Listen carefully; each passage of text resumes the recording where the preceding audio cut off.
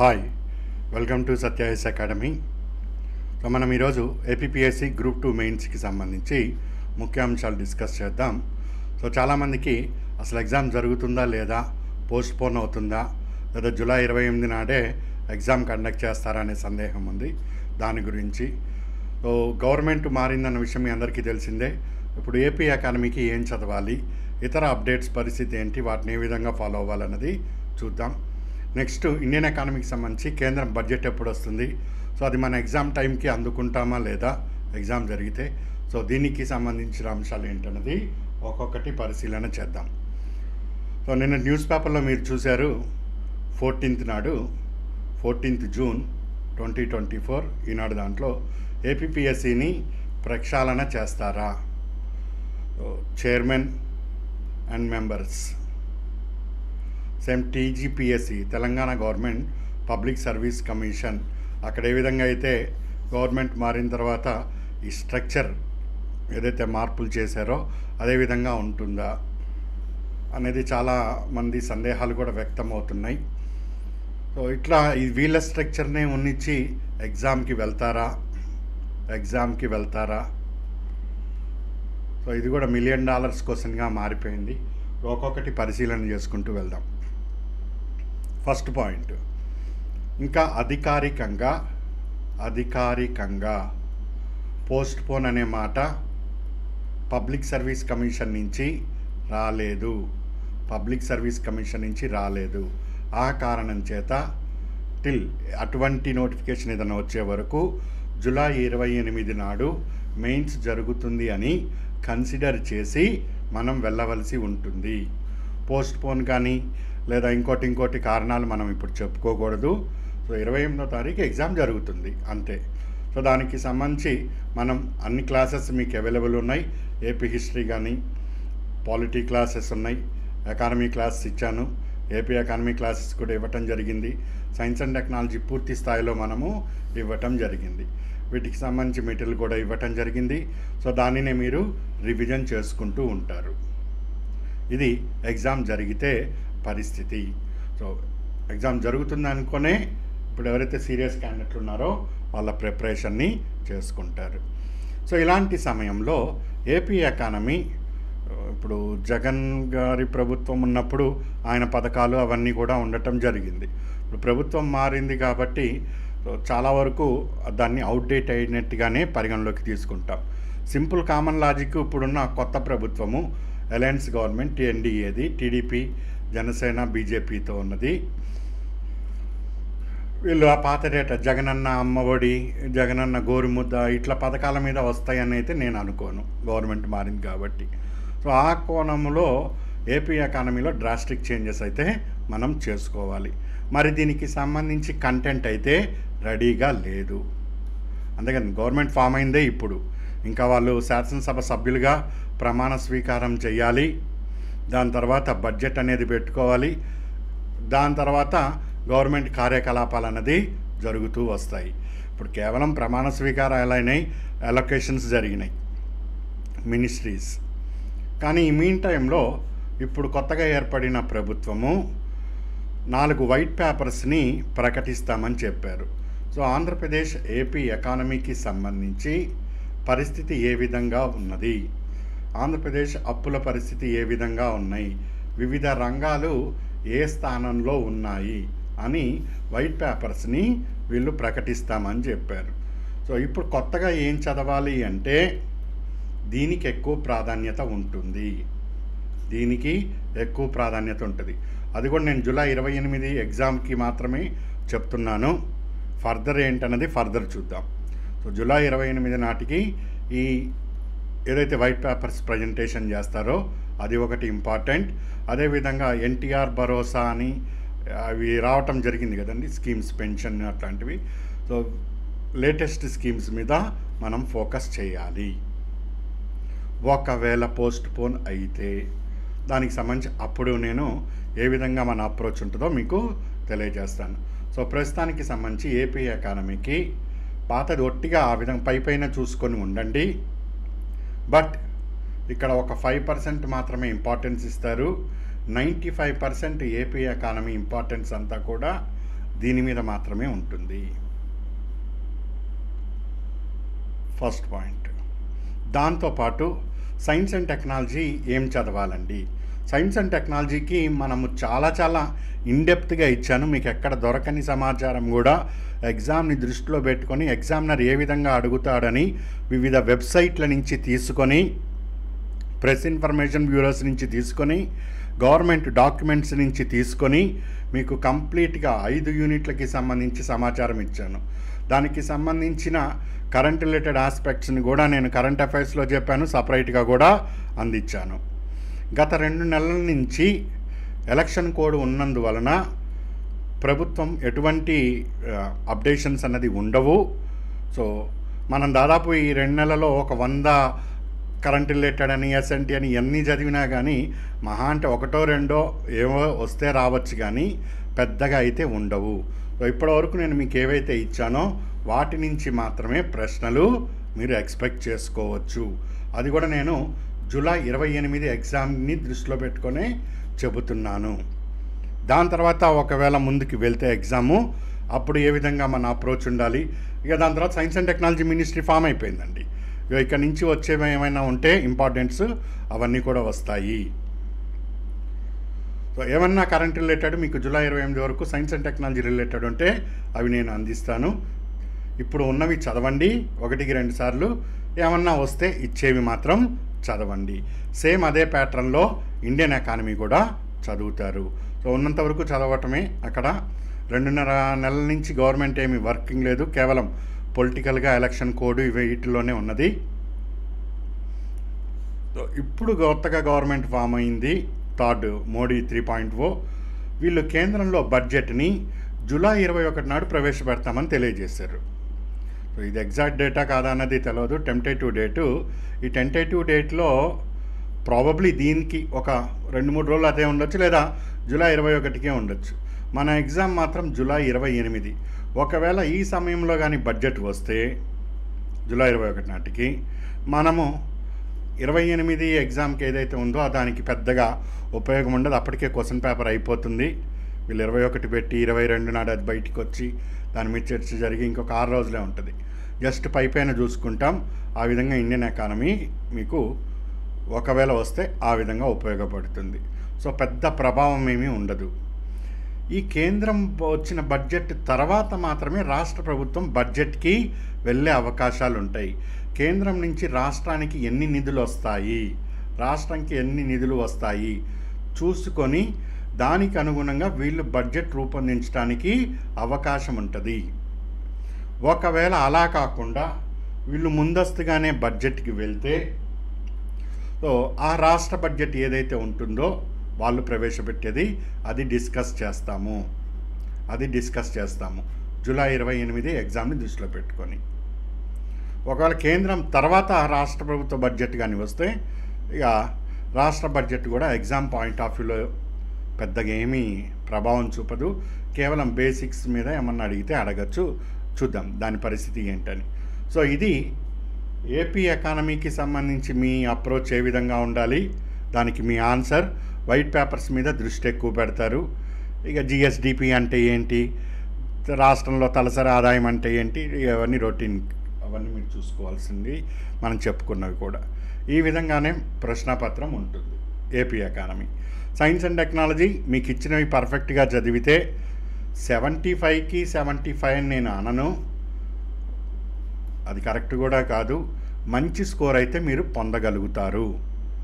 So best score అయితే పొందగలుగుతారు. అది 30 అవ్వచ్చు, 40 అవ్వచ్చు, నెగిటివ్ మార్కు పోగా. ఈ స్కోర్లో వచ్చినా కానీ మంచి స్కోరే అవుతుంది మీకు. ఇది సైన్స్ అండ్ టెక్. ఎకానమీకి ఇప్పుడు నేను చెప్పినట్టు ఉన్న బేసిక్స్ దాన్ని కవర్ చేసుకోండి. ఇచ్చిన అప్డేట్స్ వరకు ఫాలో అవ్వండి. ఇంకేమన్నా వస్తే ఈ 10 రోజుల్లో దాన్ని డిస్కస్ చేస్తాం.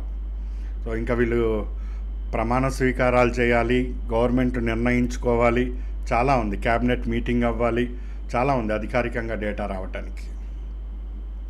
ఇంకా రాష్ట్ర బడ్జెట్ గురించి ఇది. సో ఇది ఒకవేళ పోస్ట్ పోన్ కాకుండా ముందుకు వెళ్తే పరిస్థితి. ఇది ఫస్ట్ కేస్. కేస్ నెంబర్ 2 చూద్దాం ఇప్పుడు. ఒకవేళ పోస్ట్ పోన్ అయితే ఎగ్జామ్ జరగకపోవచ్చు అనే పాయింట్ ఆఫ్ వ్యూ నుంచి చూద్దాం. ఎందుకు జరగదండి అంటే, దాదాపు 2.5 నెలల నుంచి కూడా ఏదైతే 1,00,000 మంది అభ్యర్థులు ప్రిలిమ్స్ నుంచి మెయిన్స్కి వచ్చారో వాళ్ళు చాలామంది ఈ ఎలక్షన్ డ్యూటీలో ఉన్నారు. సో వీళ్ళు సరైన ప్రిపరేషన్కి వీళ్ళకి అవకాశం దొరకలేదు, ప్రిపరేషన్ చేయలేకపోయారు. సో ఈ కారణాన్ని కన్సిడర్ చేసి ఒకవేళ పోస్ట్ పోన్ చేస్తే చెయ్యొచ్చు. ఆ విషయం మనకు ఇప్పుడే తెలపరు. కరెక్ట్గా ఎగ్జామ్ జూలై 28 కాబట్టి దానికి ఒక 10 రోజుల ముందో 15 రోజుల ముందో కాస్త మ్యాటర్ హీట్ అయ్యి అప్పుడు అవుట్కమ్ అన్నది వస్తుంది. అప్పటి వరకు స్పష్టత అన్నది ఉండదు పోస్ట్ పోన్ జరిగితే. మెయిన్ రీజన్ అయితే ఇదే ఉంటుంది.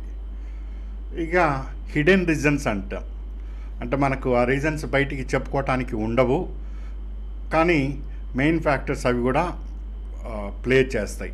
అది ఫస్ట్ ఇప్పుడు మెగా డిఎస్సి కింద 16,000 నోటిఫికేషన్స్ జాబ్స్కి ఇవ్వటం జరిగింది సుమారు. దాని మీద గవర్నమెంట్ కాన్సన్ట్రేషన్ ఉంది. నెక్స్ట్ ఈ ఉచిత బస్సు ప్రయాణం అని, ఈ పథకాలకి స్కీమ్స్ ఏవైతే ఉన్నాయో 7,000 రూపాయలు వేస్తామని, ఇట్లాంటివన్నీ కూడా ఉన్నాయి. వీటి మీద ప్రైమరీగా గవర్నమెంట్ ఫోకస్ చేస్తున్నదన్న విషయం మీ అందరికీ తెలిసిందే. సో వీటికి ఫస్ట్ కావలసిన బడ్జెటరీ అలొకేషన్స్, ఏ విధంగా ఫండ్స్ తెచ్చుకోవాలి, ఫండ్ రిక్వైర్మెంటు, వాటి మీదే గవర్నమెంట్ ఎక్కువ ఫోకస్ చేయటం జరుగుతూ వస్తుంది.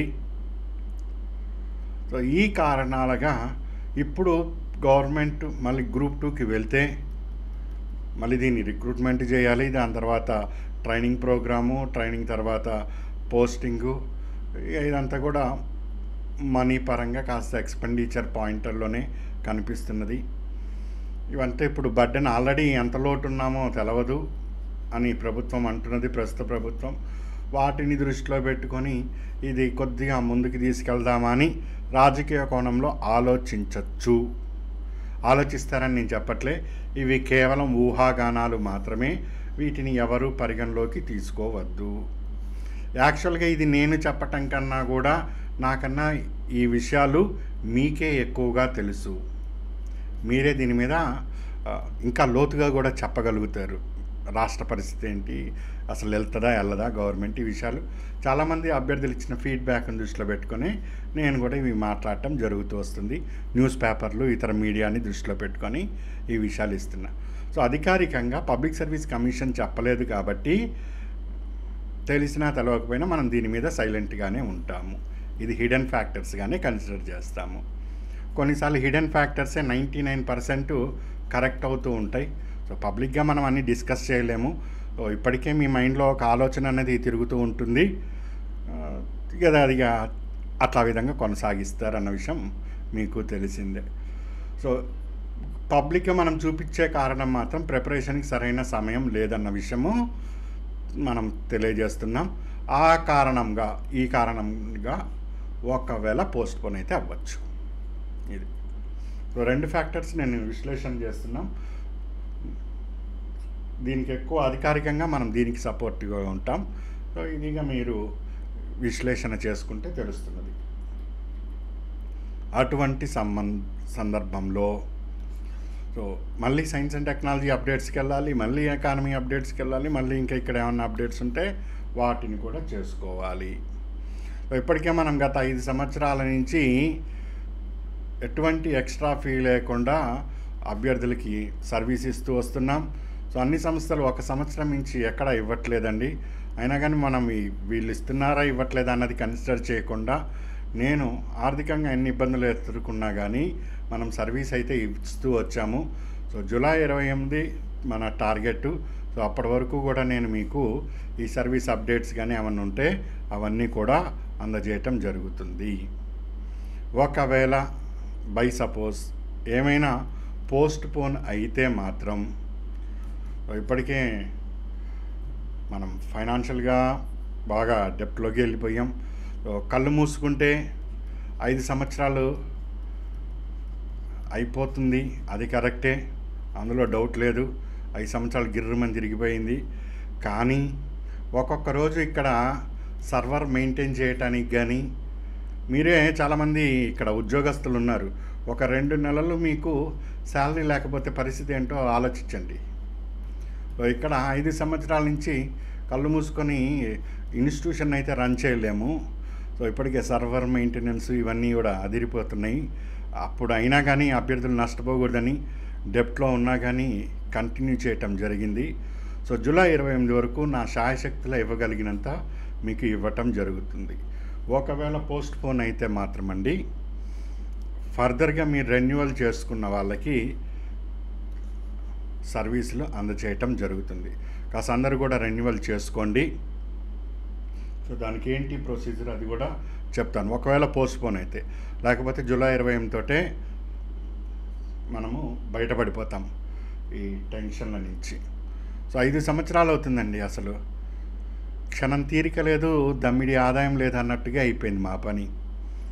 ఎప్పుడు వాళ్ళు క్యాలెండర్ అన్నా కానీ మనం ఆ క్యాలెండర్కి అనుగుణంగా వర్క్ చేస్తున్నాం, ముందుకు తీసుకెళ్తున్నాం, మళ్ళీ ఆ సంవత్సరం జరగట్లేదు. 2021 అన్నారు, పోయింది. క్లాసులు పెట్టించాం, పోయినాయి. 2022 అంతే పోయింది. 2023 పోయింది. ఎంతవరకు లాగలుగుతారండి ఒక మనిషి? సో ఇది పరిస్థితి ఒకవేళ పోస్ట్ పోన్ అయితే. సో పోస్ట్ పోన్ అయితే ఎగ్జామ్ ఎప్పటికి వెళ్ళొచ్చు అంటే జూలై 28 నాడు పోస్ట్ పోన్ అయింది కాబట్టి ఆగస్టు 10కో ఆ విధంగా అయితే కుదరదు కదా. కనీసం అక్కడి నుంచి ఒక 45 రోజులు టైం అయితే ఇస్తారు. ఆ విధంగా వెళ్తే సెప్టెంబర్ చివర లేదా అక్టోబర్ ఫస్ట్ వీక్కి వెళ్తారు వీళ్ళు. అక్టోబర్ ఫస్ట్ వీక్కి వెళ్ళటం జరుగుతుంది. కానీ అక్టోబర్లో సివిల్స్ ఎగ్జామ్ ఉంది. ఇక్కడ గ్రూప్ 2 రాస్తున్న చాలామంది అభ్యర్థులు సివిల్స్కి కూడా అపీర్ అవుతారు, లేదా అటు ఇటు క్లాష్ అవ్వడానికి అయితే వీల్లేదు.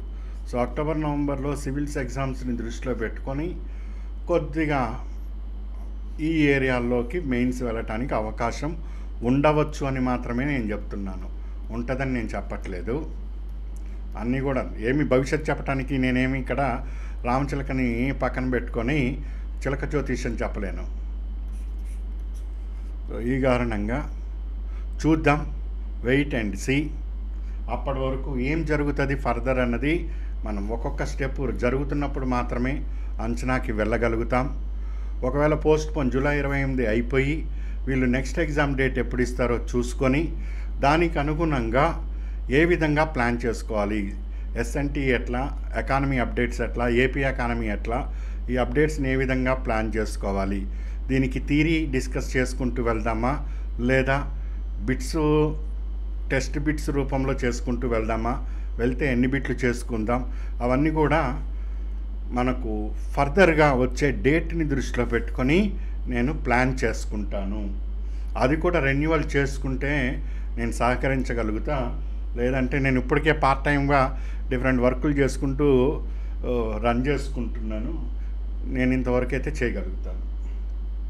ఏదో ఒకటి చేసుకోవాలి కదండి. ఏం చేసుకోకపోతే ఇల్లు ఎట్లా గడుస్తుంది మాకు? సో ఇది నా పరిస్థితి. ఇందులో దాచుకోవటానికి ఏమీ లేదు.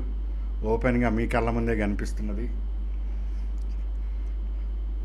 ఇది ఒకవేళ పోస్ట్ పోన్ అయితే పరిస్థితి అండి. నా పరిస్థితి అయితే ఇది. మీ పరిస్థితి ఏంటో మీరు చూసుకొని కలిసి ఉంటే కలిసి వెళ్దాం, డ్రాప్ అయితే డ్రాప్ అవుదాం. ప్రస్తుతానికి మాత్రం మీ మైండ్లో పోస్ట్ పోన్ కాదు అనుకొని మీ ప్రిపరేషన్ని కొనసాగించండి.